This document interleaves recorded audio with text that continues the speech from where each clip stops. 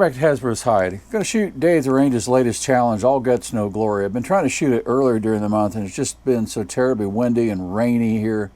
Really haven't had a chance to. It's kind of typical of springtime here in the Midwest. But we're going to shoot a couple different places and a couple different ranges.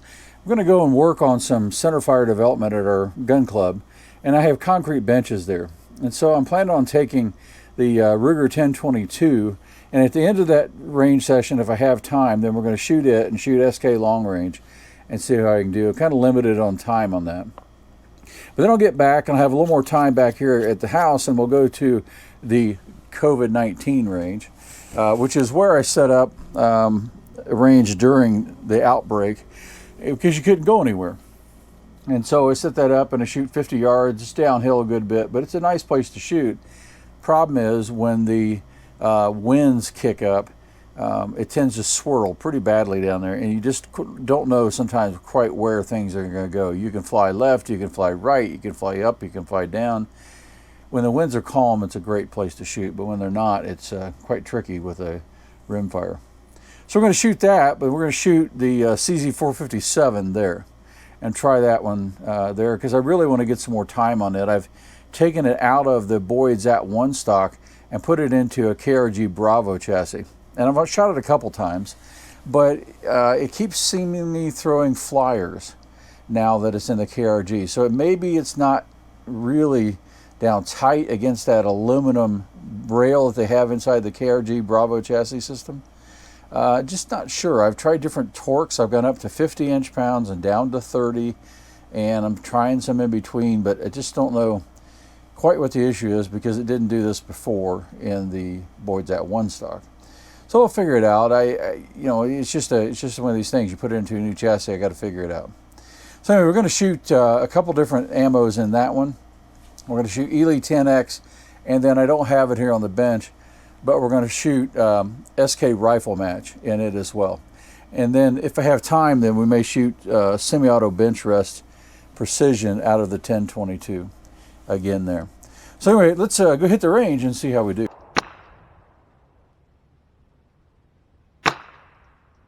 Whoa, where that came from.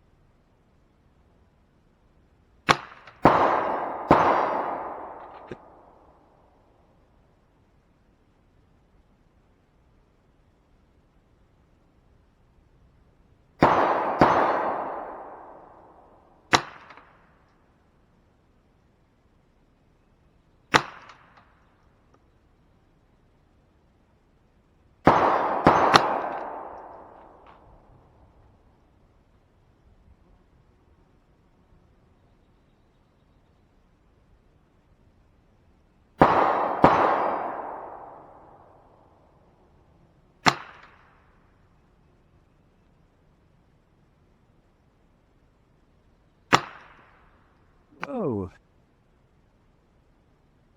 big flyer.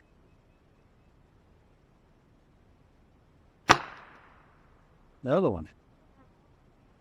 Now here we go with All Guts, No Glory, but that's okay. Because I don't think this ammo is the one for the gun anyway. We've got it barely.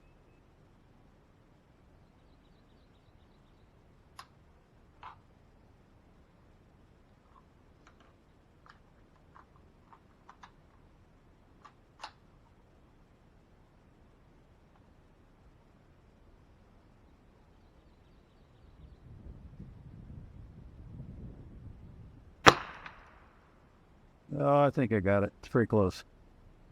All right.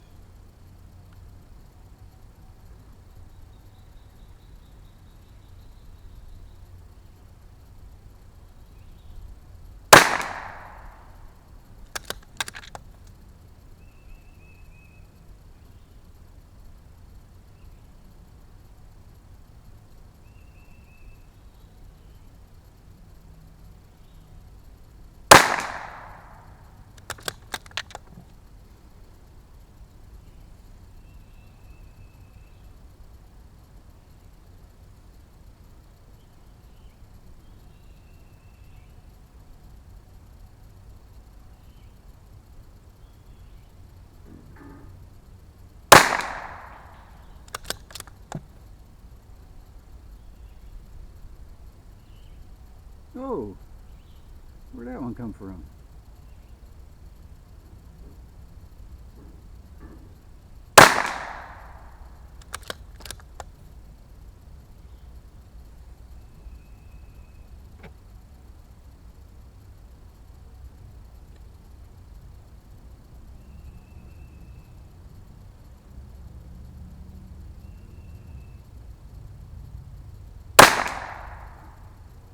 Look at that crap. I don't think that one's gonna cut it. It's close.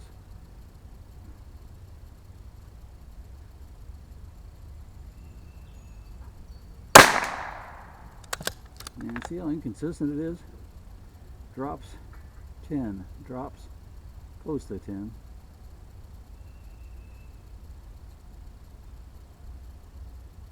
I'm very confident that's not the ammo.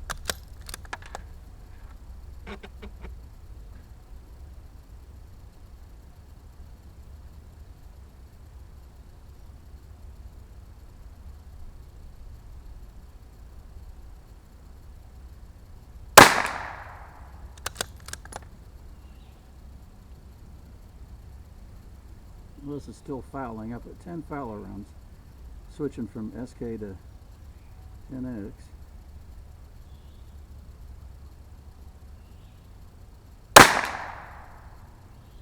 All right, I think that's going to score. We'll see. Welcome back in from the range. We'll take a look at our targets now. What a challenging day. I'm really struggling a bit with the CZ457 since I put it in that new KRG Bravo chassis. I just keep getting some unexplained flyers that weren't there before in the Boyd's at 1 stock. Now the Boyd's at 1 stock was torque sensitive, right?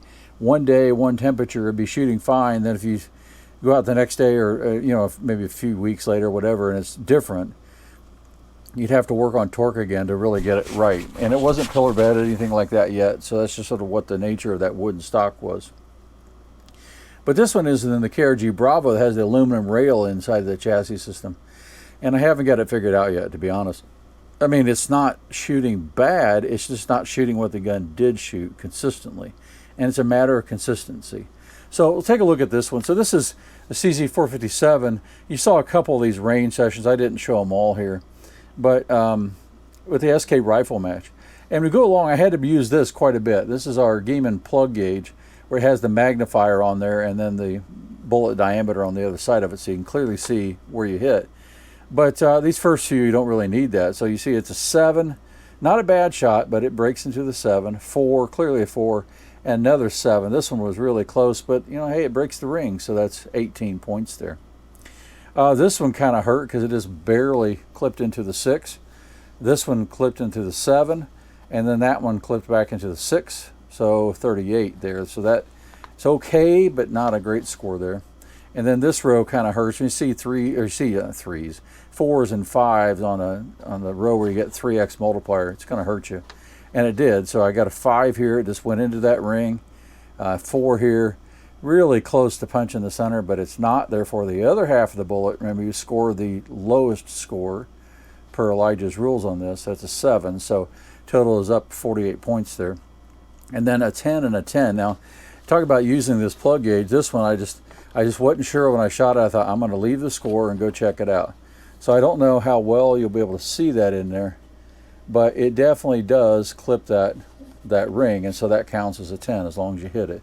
So 10 and 10, so total of 124.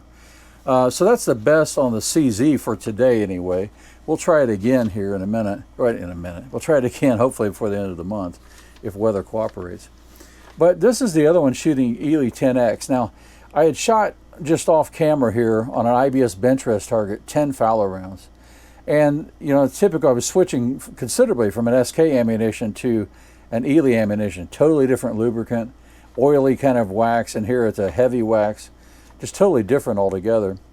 And it takes a while to foul them in. I only used 10 shots. Maybe I should have used more, I don't know, but I don't think these scores are indicative of that change. So I'll show you what happens here. So I shot a 6 here, it just clipped it, no big deal. This one clipped a 7, and this one clipped a 7 as well, so 20. So not terrible, not great on the first row. This one, same thing, just barely clips the 6, but you get the lower value. This is clearly a 4, and then the center punch is a 10. So that gave me 20, and this times 2 multiplier, so it gives me 40 on that round. So a little better than the previous target, but not great. Now, this is one where you definitely have to have the plug gauge, because I wasn't sure about it again, so I just kept going. And you got to put that in there. And again, I'm sure this lighting isn't so great here, but it does in fact clip the 4. So yay, you get 4 on a 3x multiplier row. That's not very good, as I mentioned. This one looks good, barely clips the 5, so you get that lower score of 5. And same thing here, this is a little more clearly a 5. It did not hit the 4 with the plug gauge. So that gets me to 42, but you lose a lot of ground when you shoot 5s and 4s on this 3x row. Then I get 10 and a 10 clearly, so a total of 122. So not too bad. I think 10x will do better than this. Sort of historically, I've had this gun for 5 or 6 years now. It shoots SK rifle match better than 10x. Now, I've not done any head bolt shims or anything adjusting headspace. Just less that gun more, without the trigger, and now the stock, more or less as it is from the factory.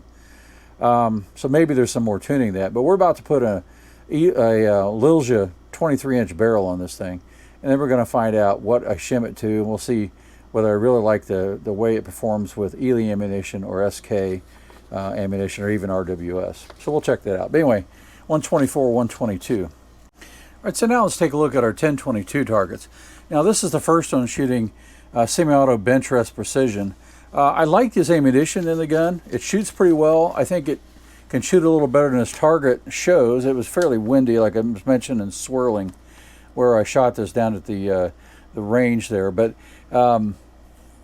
it's not a bad score, but I think it will do better. In fact, I know the gun does better here, and I'll show you that in a minute. But I think there's more potential for this ammunition. But if you look here, we do a 5 because it just clips it. A 5 here, it didn't quite get the 4, and then a 7. Not a bad shot, but again, that's a 17 there. This is where I lose a lot of points here. So 4, 4, and 4. So that's not good when you have a multiplier row, especially. You lose a lot of points. Only 24 points there.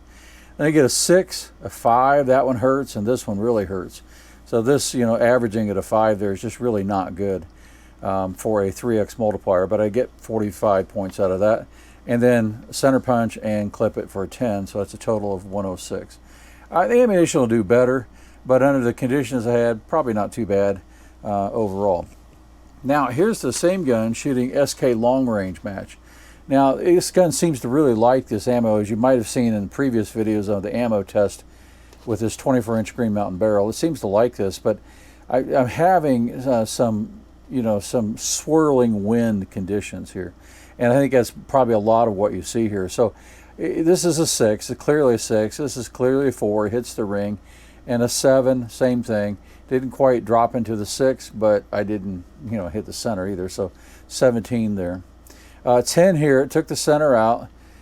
5 here, that one kind of hurt. Didn't quite make the 4, but clearly is a 5.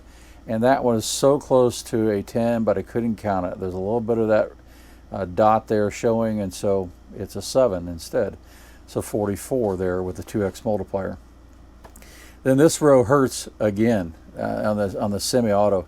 This score could have been really good, but this row killed me. And again, we're having the swirling conditions, and I think that's probably a lot of what we're seeing here. But a 5 here. This isn't a bad shot at all. In fact, you see the size of that dot. It's a pretty good shot, but because it just drops over there, it hits that ring, you get that lowest score, 5. 4 here, and 4 here, clearly that. So when you add those up, that's a pretty low score for a 3x multiplier row, so that kind of really hurt. And then a 10, and this one was really close. I wasn't sure, so I had to plug gauge it. And again, I don't know how well you can see that there, but it does in fact clip. It hit and it gives us a 10. So a total of 120. So this will be the best for the 1022 right now. It'll do better than that. Again, if this Memorial Day weekend holds up and weather holds up, wind is not so crazy, maybe we'll get them out, both of these guns out, and run them again.